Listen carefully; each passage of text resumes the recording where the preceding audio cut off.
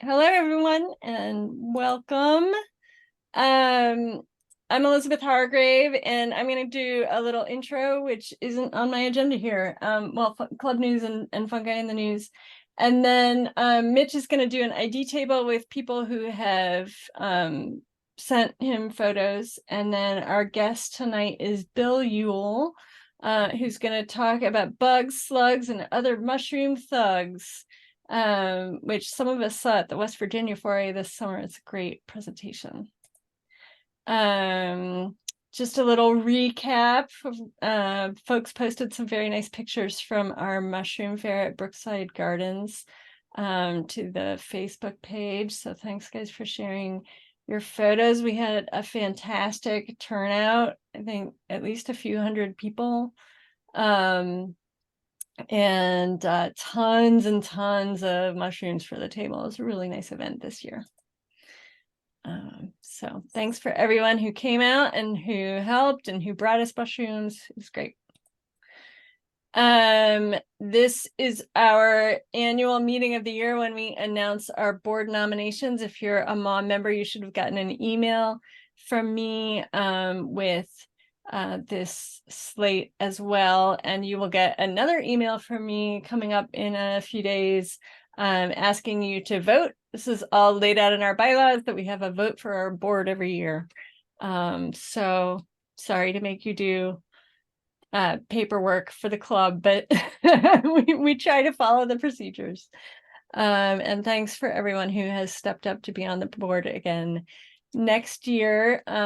And we've got a couple of new folks joining us. Saranella has said she'll be secretary for next year, and Bridget is going to take on newsletter and communication folks. And I know a few other people have emailed me that they're willing to help out with the newsletter, and I'm going to try and get everyone together and figure out what that's going to look like for next year. A few upcoming things. Tom McCoy is going to run a photo contest again this year. Get him your photos by November 15th. You can send them to vicepresident@maudc.org. Like I said, we're going to have a vote for the 2024 board. That vote ends on our, I said December 7th, but I think whatever the first Tuesday of December is, that's our monthly meeting, and that's when the next board is official, according to our bylaws. I think the 5th is correct, because then December 8th is a Friday, and April Thompson has put together a little volunteer appreciation event. If you did something for the club this year and haven't heard from April about that, you can reach out to me or to her.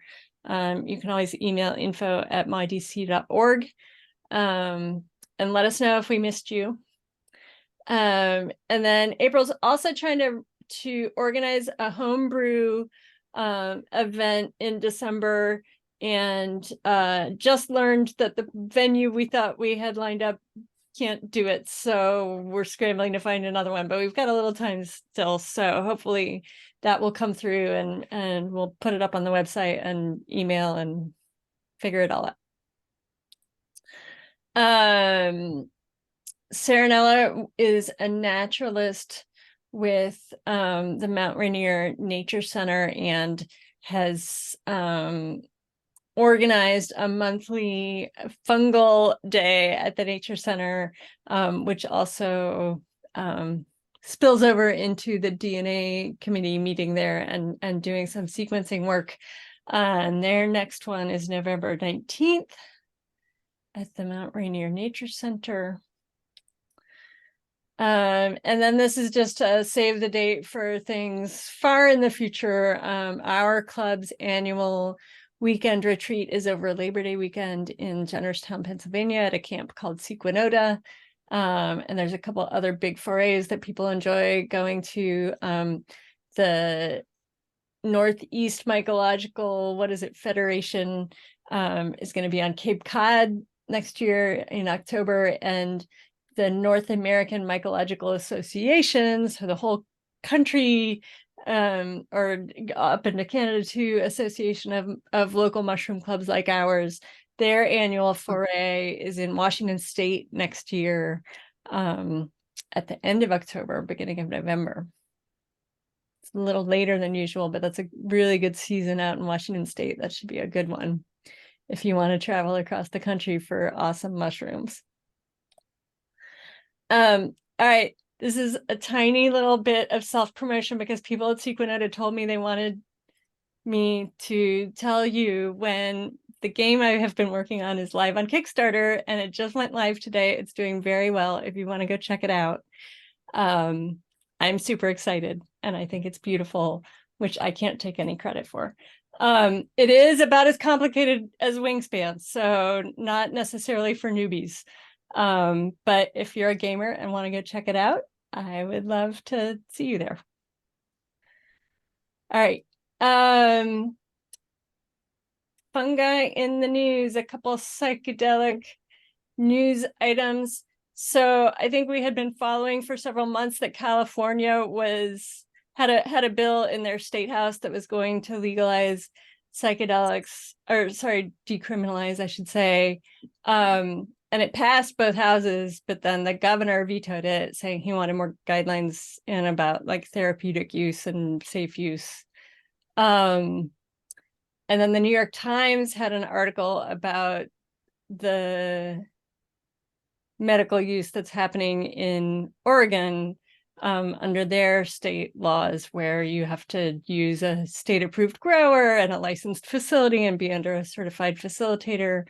So if you want to see their coverage of how that's all starting to roll out, there's that article in the New York Times. A couple other articles that people passed on to me. There's an interesting article in some of the Colorado press about a project where people are trying inoculating the like wood chips and other sort of, what do they call it, slash, I think, like dead wood in the forest that creates a fire risk.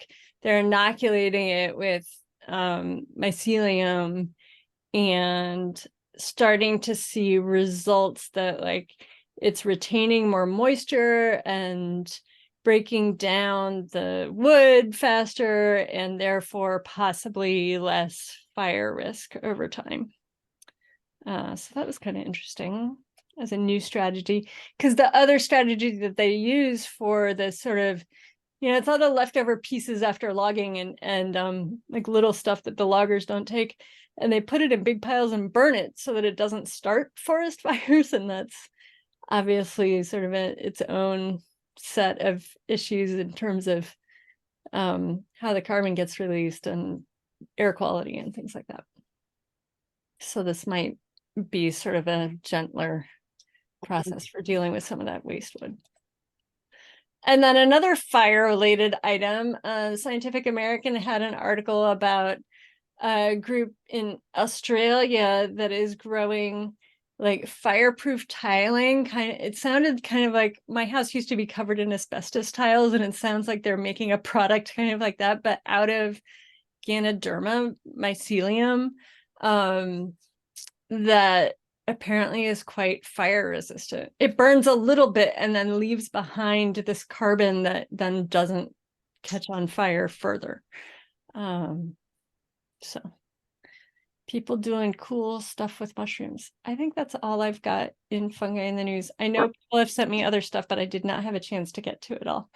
But thank you all for sending me articles. It's fun to see all the things that people are working on out in the world.